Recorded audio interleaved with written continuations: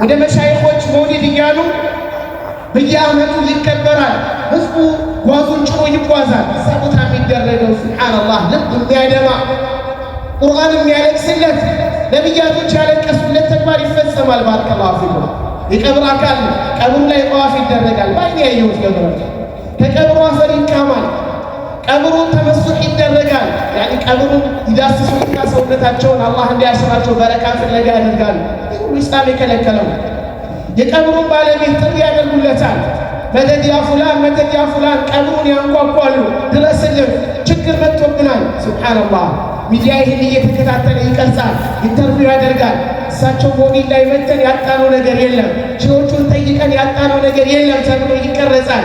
ኢስላም ይሄ ነው ተብሎ ደግሞ ከኢስላም ውጭ ላሉ አካላቶች ከኢስላም እንዲርቁ ይህ የሽርክ ተግባር የኢስላም መገለጫ ተደርጎ ይላካል። ኢስላም ግን ከዚህ ተግባር የጸዳ ነው። ቁርአን ከዚህ የጸዳ ነው። ሐዲስ ከዚህ የጸዳ ሆኖ ሳለ ማለት ነው። በዚህ ልክ የአህለል ባጢል የሽርክ ሰዎች የኮተት ሰዎች በዚህ ልክ እየተንቀሳቀሱ እኛ የተውሂድን ጉዳይ ከታች ከስር መሰረቱ አብጠርጥረን ለምንድን ነው ማናውቀው?